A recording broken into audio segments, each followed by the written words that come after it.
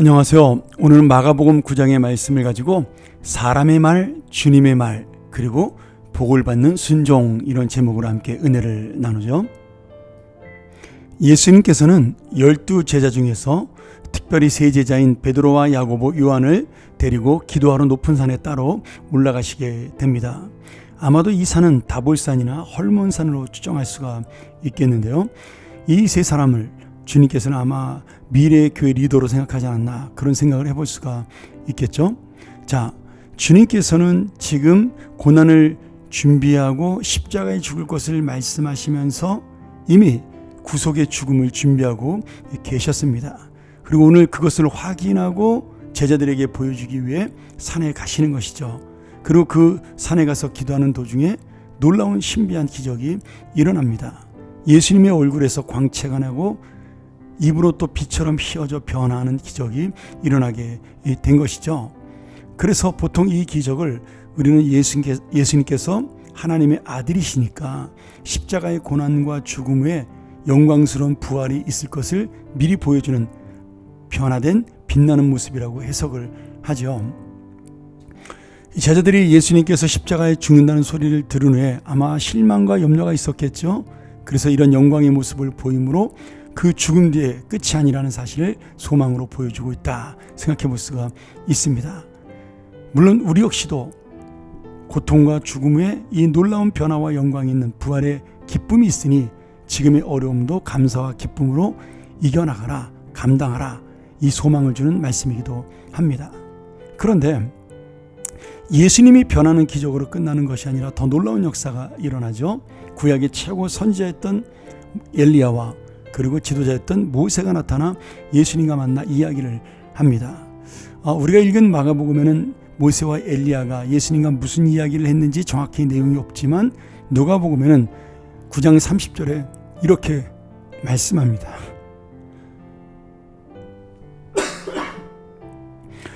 문득 두 사람이 예수와 함께 말하니 이는 모세와 엘리야라. 영광 중에 나타나서 장차 예수께서 예루살렘에서 별세하실 것을 말할세. 곧 예수님께서 십자가에 죽을 것을 모세와 엘리야와 함께 의논을 한 것이죠. 그러면 왜 하필 많은 사람 중에 모세와 엘리야입니까? 이스라엘 사람들은 전통적으로 모세를 율법의 대표로 최고의 지도자로, 엘리야를 최고의 선자로 생각을 했습니다. 율법과 선지자는 구약 성경을 의미하는 그런 말씀이죠. 그러니 지금 율법과 선지자의 대표가 예수님과 함께 대화를 하고 예수님의 죽음을 이야기한다는 것은 지금 구약 성경에 나타난 예수님의 십자가의 죽음이 바로 우리를 향한 구원의 약속이라는 사실을 보여주는 완성된 하나님의 약속이라는 것을 우리에게 말씀하는 내용입니다. 즉 예수님의 죽음은 하나님의 약속이요 복음의 완성이라는 사실을 보여주기 위해 모세와 엘리야가 확인차 나타난 것이죠.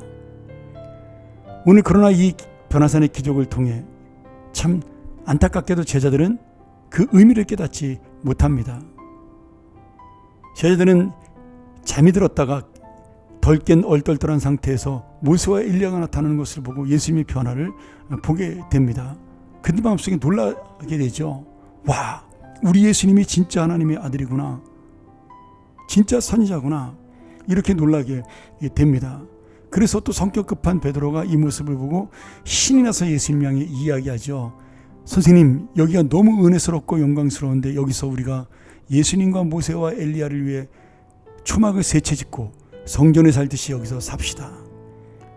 여러분, 베드로의 말은 나쁜 마음이 아닙니다. 예수님을 영광스럽게 하기 위해 한 말이고 좋아서 한 말이죠. 당신이 하나님의 아들이니 당신을 섬길 수 있는 교회를 짓고 모세와 엘리야도 같이 살 수 있으면 좋겠다, 이런 소망입니다. 그러나 그 한편에 뭐가 들어있어요? 이 영광을 보고 많은 사람들이 예수님을 찬양하도록, 그래서 당신이 왕이 되어야 된다는 그 의미가 담겨져 있는 겁니다. 베드로와 제자들은 영광과 기적과 변화만 보았지 예수님이 이 산에 올라온 목적, 모세와 엘리야가 예수님과 대화한 의미, 그것을 전혀 이해하지 못하는 안타까운 모습이죠.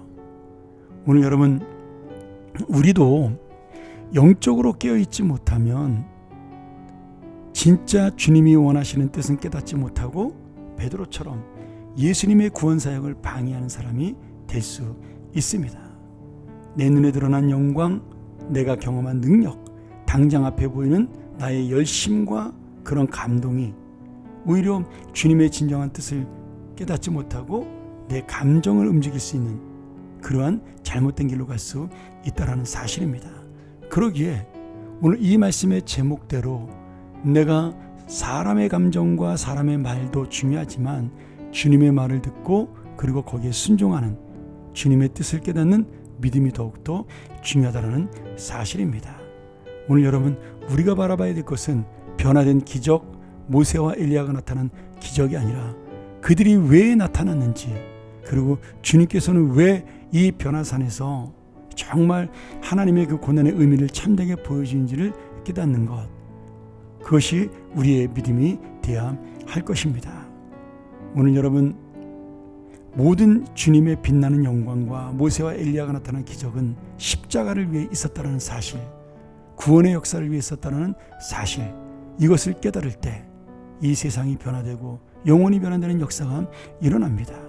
내가 변화될 때 이 세상이 변화되고 영혼들이 변화되는 것이 아니라 내가 변화함으로 이 세상을 바꿀 수 있고 영혼들을 살릴 수 있는 믿음이 생겨난다는 것이야. 이제는 우리가 산에서 내려가야 됩니다. 바른 말씀과 바른 진리, 순종의 믿음을 가지고 내려가야 합니다. 오늘 바로 이 놀라운 은혜가 정말 내 말이 아닌 주님의 말이 우리의 앞을 인도하고 그 순종이 우리를 따라가게 하는 그런 귀한 믿음의 삶이 되기를, 그래서 부활의 영광을 진정으로 누릴 수 있는, 죽음의 그 고난을 이기는 하나님의 놀라운 소망을 누리는 우리 모든 믿음의 삶이 되기를 간절히 축원합니다. 함께 기도하겠습니다. 하나님 아버지, 오늘 이 주님과 모세와 엘리야가 나눈 말씀, 예수님께서 십자가에 죽을 것, 구원을 이루실 것을 원하셨던 그 말씀을 기억하고 내 말과 내 감정이 아니라 그 말씀 앞에 순종하는 믿음이 되어 정말 예수님이 변화된 겉모습이 아닌 우리 인생을 변화시킨 그 은혜를 소중히 여기고 그 은혜를 따라 살아가는 순종의 자녀, 믿음의 자녀가 되게 하여 주시옵소서. 결국 그것이 죽음을 이긴 부활의 영광으로 나아가는 우리의 기쁨이요 복이 될 줄로 믿습니다. 그러한 귀한 삶이 우리 가운데 날마다 이루어지게 도와주시옵소서. 예수님의 이름으로 간절히 기도하옵나이다. 아멘.